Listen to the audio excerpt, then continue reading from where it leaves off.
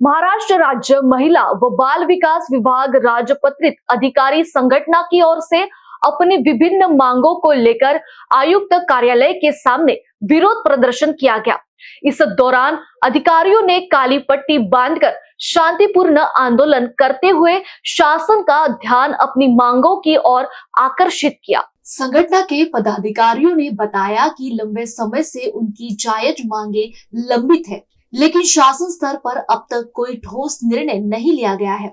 इसी के विरोध में काली पट्टी बांधकर आंदोलन का रास्ता अपनाया गया है। आंदोलन के दौरान संगठन ने स्पष्ट किया कि यदि जल्द ही उनकी मांगों पर सकारात्मक निर्णय नहीं लिया गया तो भविष्य में आंदोलन को और तीव्र किया जाएगा। प्रदर्शन के दौरान बड़ी संख्या में राजपत्रित अधिकारी उपस्थित रहे। संगठन की मांग है कि विभागीय समस्याओं का शीघ्र समाधान कर अधिकारियों को न्याय दिलाया जाए।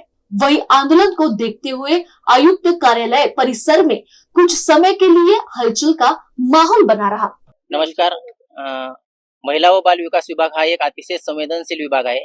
या विभागामार्फत अनाथ निराधार निराश्रित बालक्या असतील, वेगवेगळ्या लाभार्थी असतील, त्यांच्यासाठी आम्ही प्रामाणिकपणे काम करतो।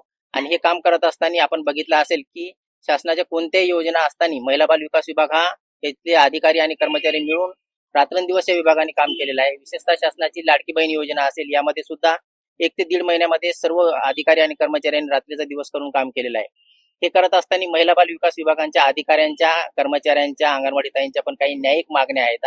जसे की अंगणवाडी सेविकांना सरसकट सेन्सिटिव्ह देणं असेल, किंवा प्रोत्साहन भत्ता देणं असेल, किंवा जे महिला बाल विकास विभागातले जे अधिकारी आहेत जे की 20-20 वर्षे 25-25 वर्षे एकाच पदावर राहून सेवानिवृत्त होत आहेत, त्यांना प्रमोशन देणं असेल, किंवा परिवीक्षा अधिकारी असतील त्यांना राजकीय अधिकाऱ्याचा दर्जा देणं असेल, तर हे जे सर्व बाबी आहेत या बाबी आम्हाला न्याय मागण्या आहेत आमच्या। या मागण्यासाठी आम्ही आता टप्प्याटप्प्याने शासनाचं लक्ष वेधून घेण्यासाठी आंदोलन करत आहेत। आता 2 दिवस आज आणि उद्या संपूर्ण महाराष्ट्रभर माननीय जिल्हाधिकारी महोदय, माननीय सीओ महोदय आणि विभागीय आयुक्त महोदयांना निवेदन देण्यात येत आहे।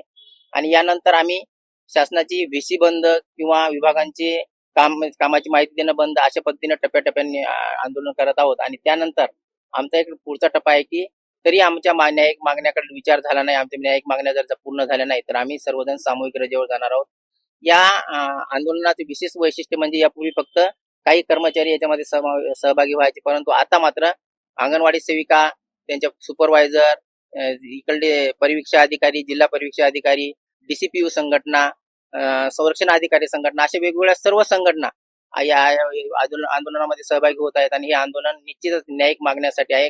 आमचं आंदोलन कोणाच्या विरोधात नाही, आमचं आंदोलन कोणाला टार्गेट करणं नाही, फक्त आमच्या ज्या न्यायिक मागण्या आहेत त्या पूर्ण करून द्याव्यात अशीच आमची शासनाला विनंती आहे। त्यासाठी आम्ही सर्वजण या संसदीय मार्गाने किंवा संविधानिक मार्गाने आम्ही आंदोलन करत आहोत।